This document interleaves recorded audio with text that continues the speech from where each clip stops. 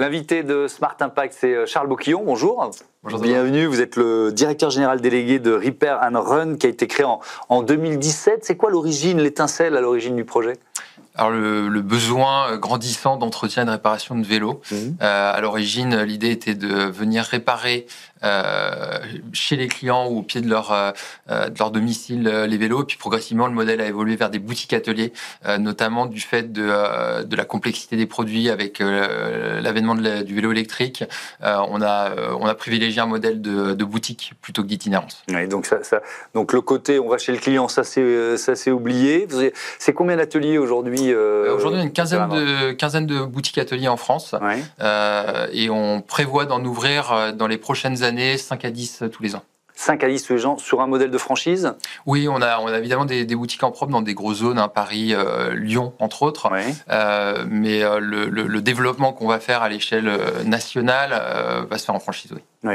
Avec un potentiel de développement qui est lié évidemment, il n'a pas dit ça, au développement de l'usage du vélo électrique. Ça veut dire que vous pouvez anticiper sur le besoin de réparation des Français dans les 5-10 prochaines années ?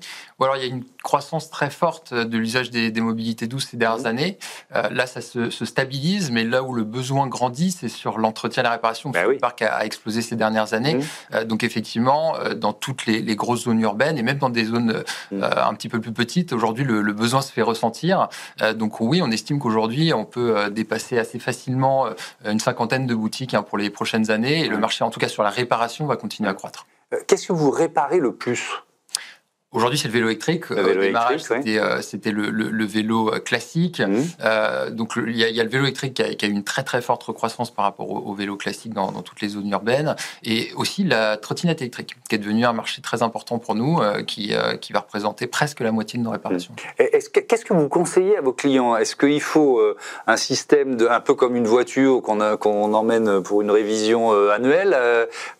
Faut pas attendre la panne, en quelque sorte ? Non, c'est certain que l'entretien est primordial avec ces produits. Donc, nous, on partage des conseils d'entretien que le client peut faire lui-même, que l'utilisateur peut faire lui-même pour éviter la dégradation du produit. Et évidemment, nous, en tant que professionnels, on recommande au moins une fois par an d'effectuer une révision. Est-ce que vous avez un modèle d'atelier qui se différencie des autres, finalement ? On essaie de standardiser les choses. Nous, la différence par rapport au reste du marché, c'est qu'on va attaquer le marché du vélo électrique d'une part, mais aussi de la trottinette. Et c'est vrai que c'est des métiers qui sont qui se recoupent, mais on a des enjeux techniques qui sont assez différents. Et c'est donc ça qui est assez rare. Et c'est là où on a beaucoup travaillé techniquement et avec un réseau de partenaires denses qui nous permet aujourd'hui d'intervenir sur l'ensemble du marché de la mobilité douce. Ouais, on va se concentrer pendant quelques minutes. On va ouvrir un chapitre sur le marché des vélos d'entreprise. Je propose quelques chiffres. 20 000 vélos d'entreprise aujourd'hui déployés auprès de salariés français. Environ 2 000 employeurs qui mettent des vélos à disposition de leurs salariés. Ce qui n'est pas 2 000 employeurs, c'est bien, mais ce n'est pas beaucoup. Est-ce que vous avez déjà des entreprises, beaucoup d'entreprises parmi vos clients ?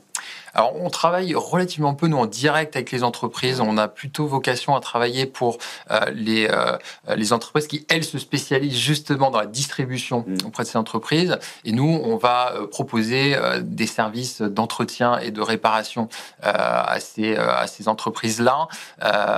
Maintenant, effectivement, dans des grosses zones, on est amené aussi à travailler pour des grosses entreprises directement. Et effectivement, on pense que c'est un marché qui va croître parce qu'on est relativement en retard par rapport à d'autres pays européens. On parle effectivement d'environ 20 000 vélos fournis par les entreprises à des salariés en France. On parle de 200 000 en Belgique ou de 2 millions en Allemagne. Donc, c'est l'un des axes où il y a énormément de marge. C'est quoi ? C'est un vélo de fonction, en quelque sorte ? On peut appeler ça comme ça ? C'est clairement un vélo de fonction.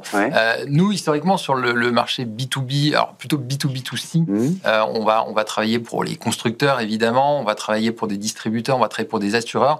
Et c'est vrai que ce marché du vélo de fonction, c'est celui sur lequel on mise pas mal d'espoir en termes de croissance.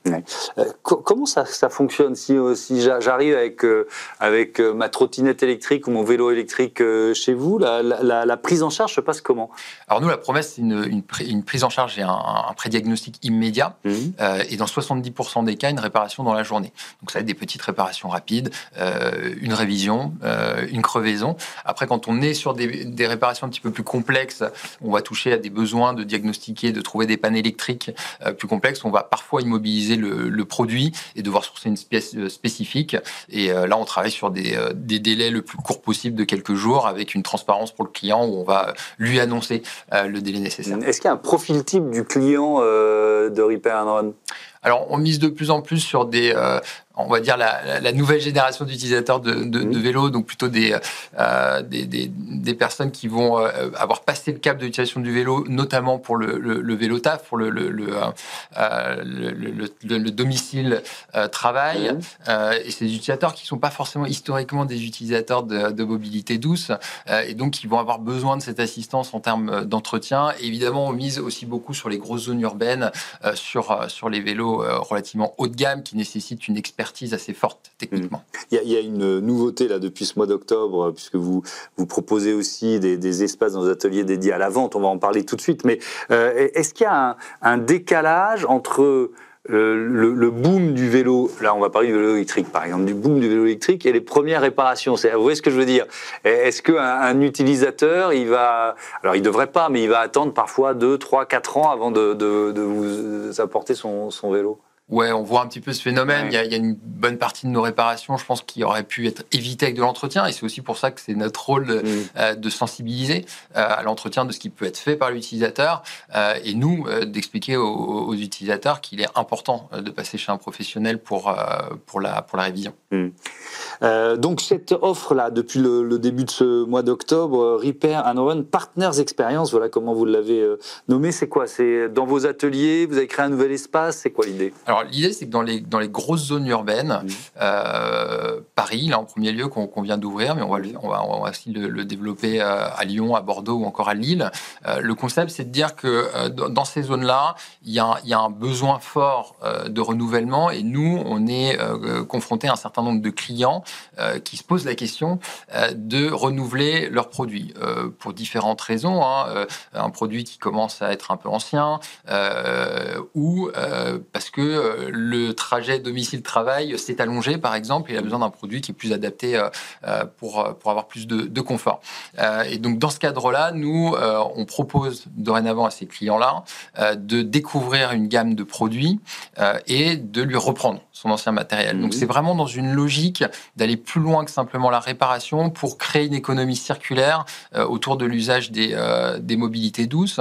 Donc, on va principalement proposer de la reprise, une proposition d'un produit reconditionné, et à défaut, selon les besoins du client, on a des marques partenaires qui nous permettent de proposer des produits neufs. C'est-à-dire que le marché, il est suffisamment mature pour avoir une offre d'occasion suffisamment importante? Ouais, il est en pleine explosion. On a un parc là qui a vraiment explosé depuis quelques années, et on commence à arriver dans un marché de renouvellement où effectivement il y a beaucoup de produits qui ont été achetés ces 5 dernières années qui vont arriver sur le marché de la seconde vie. Et donc nous, on veut proposer à ces clients, dans le cadre d'un renouvellement, de nous confier la reprise de leurs produits pour qu'on les remette sur le marché, notamment avec un reconditionnement et une remise sur le marché local. Est-ce qu'un vélo électrique d'il y a 5 ans, notamment on va parler peut-être de sa batterie, est-ce qu'il est un peu obsolète, ou est-ce qu'il peut effectivement après être passé par vos ateliers, avoir une belle seconde vie d'une certaine façon? Non, on a des durées de vie qui peuvent aller largement au-dessus de ça. Effectivement, la batterie est un gros sujet. Donc il y a des enjeux aujourd'hui, au-delà des remplacements de batterie, de les reconditionner pour pouvoir allonger leur durée de vie sans avoir besoin de les remplacer. Donc non, on peut prolonger largement la durée. Mais c'est un secteur où on innove ou pas tant que ça? Est-ce que les vélos électriques qui sortent aujourd'hui, ils sont très différents de ceux qui sortaient il y a 5 ans? Il y a des évolutions, on n'est pas sur des grosses ruptures technologiques pour l'instant. On en attend peut-être quelques-unes pour les prochaines années. Il y a effectivement des acteurs qui réfléchissent à comment optimiser ce sujet de la batterie, qui est un enjeu écologique, qui est aussi un enjeu au niveau fonctionnel, parce que c'est effectivement quelque chose qui pèse. Il y a toute une réflexion autour de ça. Mais là, je dirais plutôt qu'il y a des évolutions technologiques plutôt que des ruptures pour l'instant. Comment vous imaginez le développement de Repair & Run dans les 5 prochaines années? Donc il y a la franchise dont vous parliez, vous pourriez exister ailleurs qu'en France aussi? Oui, alors déjà on fait évoluer un petit peu le modèle. On va évoluer d'un modèle exclusivement de réparation à un modèle de reprise et de redistribution. Ensuite, on s'est développé beaucoup en propre au démarrage. Là, effectivement, pour la suite du développement en France, on va se concentrer sur de la franchise et on va ambitionner dans les prochaines années, effectivement, l'ouverture de Repair and Run dans d'autres pays européens. Merci beaucoup Charles Boquillon et à bientôt sur Be Smart for Change. On passe à notre débat, comment cartographier les risques, notamment les risques d'inondation.